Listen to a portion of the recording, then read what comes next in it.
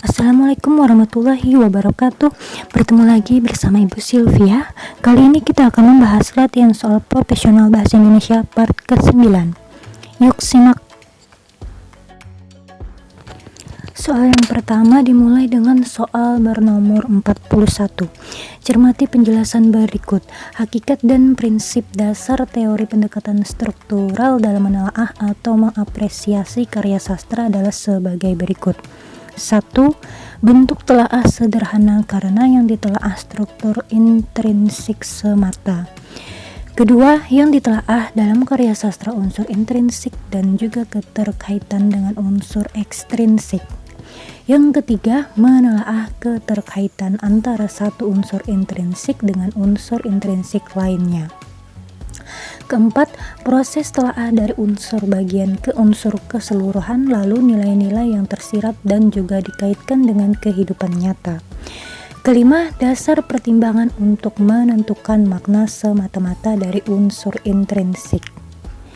Hal yang berupa prinsip dalam pembelajaran sastra sesuai dengan teori pendekatan struktural pada pernyataan tersebut adalah yang bernomor A. 1, 2, dan 3, B. 1, 3, dan 5, C. 2, 3, dan 5, D. 3, 4, dan 5. Mari kita bahas bersama. Penjelasannya adalah sebagai berikut.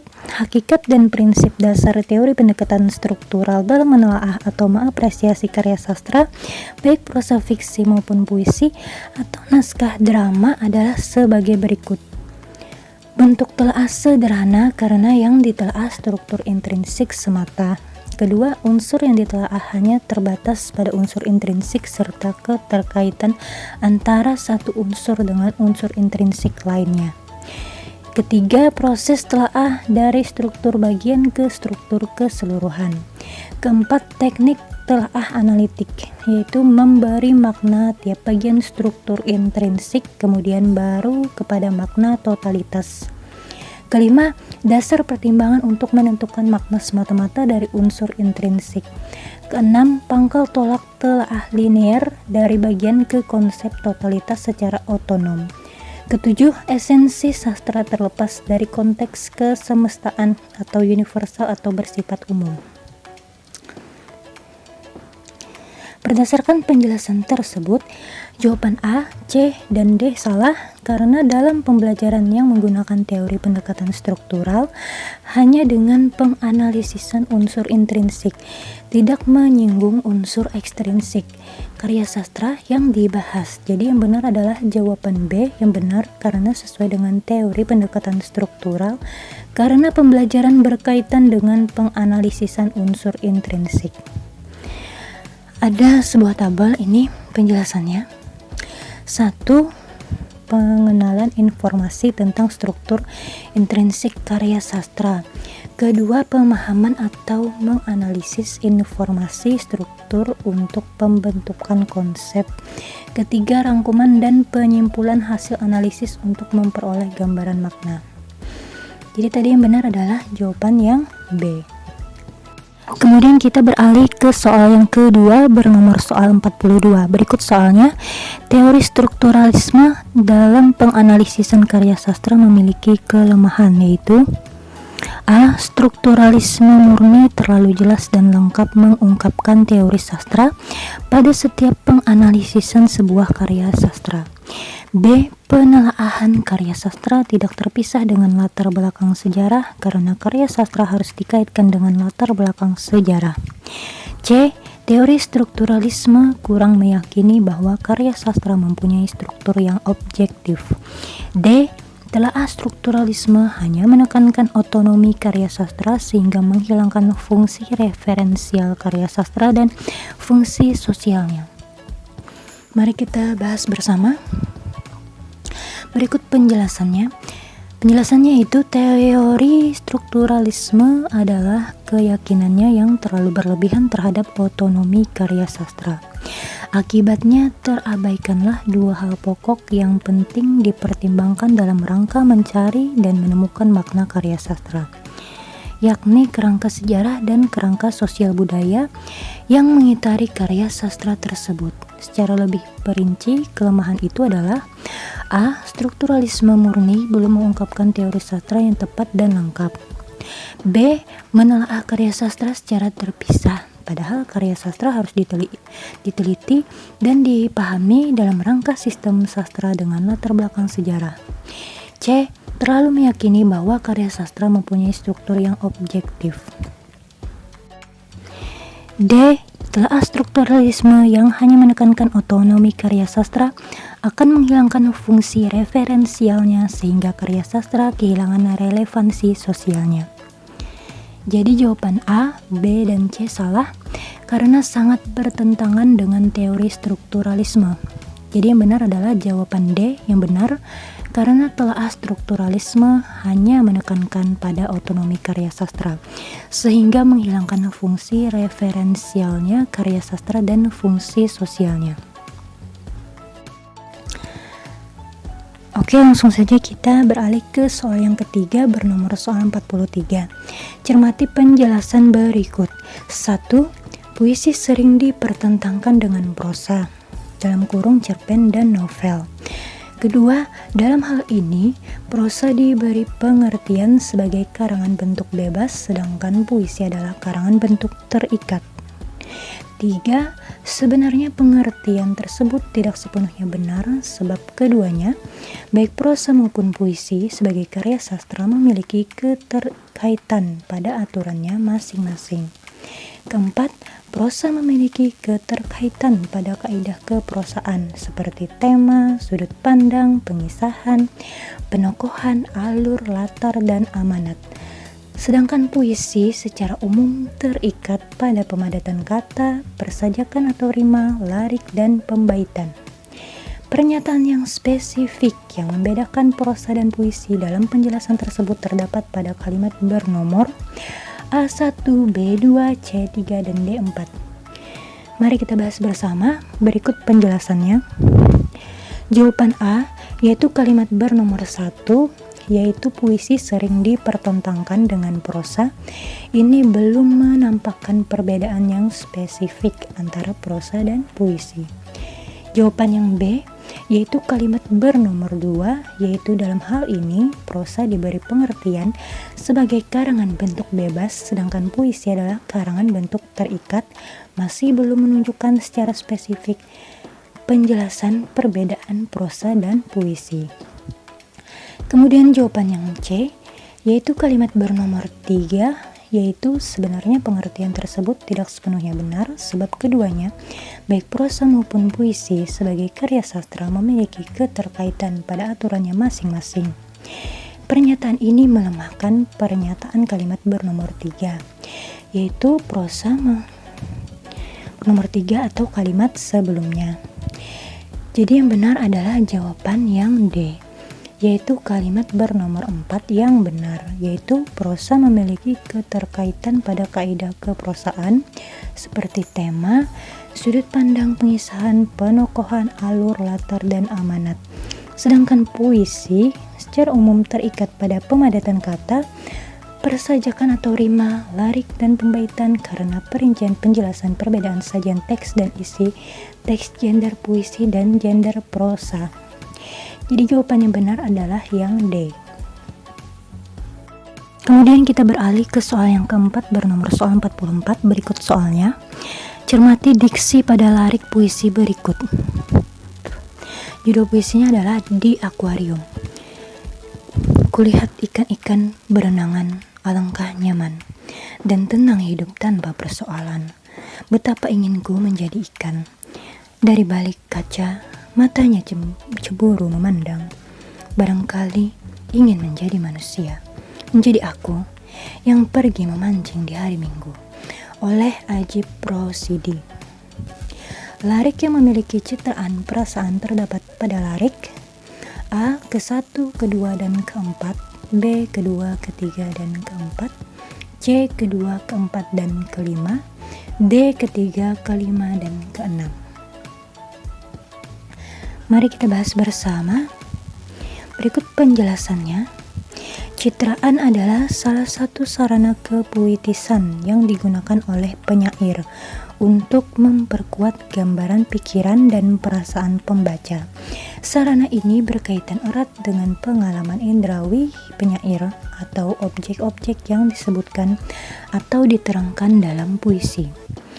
Macam-macam citraan puisi sebagai berikut: citraan penglihatan atau visual, citraan pendengaran atau auditif, citraan taktil atau perasaan, citraan penciuman, citraan gerak, serta citraan pengecapan atau pencecapan. Lalu pengertian macam-macam citraan. Yang pertama ada citraan visual, yaitu citraan yang memberikan rangsangan kepada indera penglihatan, sehingga hal-hal yang tidak terlihat seolah-olah terlihat. Contohnya, waktu masih kanak-kanak kau membuat perahu kertas dan engkau layarkan di tepi kali. Airnya sangat tenang dan perahumu bergoyang menuju lautan. Karya Sapardi Djoko Damono. Sumber Perahu Kertas 1991. Jadi citraan visual tadi pada puisi karya Sapardi Djoko Damono tadi adalah perahu kertas, kemudian airnya sangat tenang, itu kan dapat kita lihat. Kemudian yang kedua citraan auditif, yaitu citraan yang dihasilkan dengan menyebutkan atau menggunakan bunyi suara. Contohnya, maka menangislah ruh bayi itu keras-keras. Kedua tangan yang alit itu seperti kejang-kejang. Kakinya pun menerjang-nerjang. Suaranya melengking lalu menghibah-hibah. Nah, lalu kan pada kata menangis kita dapat seperti seolah-olah mendengar. Kemudian melengking juga seperti seolah-olah kita mendengarnya. Lalu yang ketiga ada citraan taktil, yaitu citraan yang menimbulkan kesan yang dapat dihayati dengan indera peraba atau perasaan atau yang dapat kita rasakan. Contoh yang pertama adalah cintamu selembut sutra, meluluhkan kerasnya hatiku. Nah, kata selembut sutra jadi sebenarnya ibaratnya tuh dapat kita rasakan karena lembut, lalu meluluhkan juga. Kemudian contoh yang kedua, sembari jari-jari galak di gitarnya mencakar dan mencakar, menggaruki rasa gatal di sukmanya. Karya W.S. Rendra. Nah, rasa gatal itu apa? Kita rasakan, dapat kita rasakan. Lalu yang keempat adalah citraan penciuman, yaitu citraan yang ditimbulkan gambaran angan indera penciuman. Contohnya, pemandangan senja kala, senja yang basah meredakan hutan terbakar, kelelawar raksasa datang dari langit kelabu tua, bau mesin di udara, bau mayat, bau kotoran muda. Nah, ini kan yang namanya bau-bauan kita cium ya, menggunakan indera penciuman. Kemudian yang kelima adalah citraan gerak, yaitu citraan yang menggambarkan sesuatu yang sesungguhnya tidak bergerak tetapi dilukiskan dapat bergerak. Contohnya lemah gemulai, lembut derana. Nah, lemah gemulai itu kan jadi gerakan yang lemah dan gemulai, yang lentur seperti itu ya. Kemudian yang keenam adalah citraan pencecapan, yaitu citraan yang menggunakan gambaran angan indera pengecap. Pengecap itu apa? Lidah. Jadi contohnya gula-gula itu memang manis. Nah, gula kan dapat kita rasakan lewat indera pengecapan, yaitu indera lidah. Rasanya manis, seperti itu. Jadi jawaban B salah karena kedua yang bercitra taktil, larik ketiga bukan citraan. Kemudian jawaban yang C salah karena larik ketiga dan keempat bukan citraan. Jawaban D karena larik keempat dan kelima bukan citraan. Itu juga salah, jawaban D. Kemudian yang benar adalah jawaban yang A yang benar karena larik ke satu, yaitu kulihat ikan-ikan berenangan, alangkah nyaman. Larik kedua, dan tenang hidup tanpa persoalan. Dan larik keempat, matanya cemburu, memandang memiliki. Kata-kata tersebut memiliki citraan taktil yang menimbulkan kesan yang dapat dihayati dengan indera perasaan atau berkaitan dengan sentuhan atau rabaan perasaan. Kemudian kita beralih ke soal yang kelima, bernomor soal 45. Berikut soalnya. Cermati kalimat berikut. Istilah menggauli karya sastra secara sungguh-sungguh sehingga menimbulkan pengertian, penghargaan, kepekaan pikiran kritis, dan kepekaan perasaan baik terhadap karya sastra adalah tindakan A. Apresiasi sastra, B. Kritik sastra, C. Resensi sastra, atau yang D. Esai sastra. Mari kita bahas bersama, berikut penjelasannya. Apresiasi berasal dari bahasa Latin appreciation, yang berarti yang berarti mengindahkan atau menghargai. Kaitannya dalam karya sastra, apresiasi adalah kegiatan menggauli karya sastra secara sungguh-sungguh sehingga menimbulkan pengertian, penghargaan, kepekaan pikiran kritis, dan kepekaan perasaan yang baik terhadap karya sastra. Kegiatan karya sastra dapat dilakukan secara langsung atau tidak langsung. Kegiatan secara langsung dapat ditimbulkan dengan cara menggauli karya sastra, baik dengan cara menulis, mempublikasikan, membaca, mendengarkan, maupun menyaksikan pementasan karya sastra. Sementara itu, kegiatan sastra secara tidak langsung dapat dilakukan dengan mempelajari teori sastra, sejarah sastra, kritik sastra, dan esai sastra. Jadi, jawaban B salah, karena kritik adalah tulisan yang memuat penilaian baik buruk karya yang dibahas. Penyajiannya harus sistematis yang mengacu kepada teori atau aturan-aturan bidang tertentu yang sesuai dengan karakteristiknya, dan pembahasannya dilakukan secara objektif. Jawaban C juga salah, karena resensi adalah suatu tulisan atau ulasan mengenai nilai sebuah hasil karya atau buku.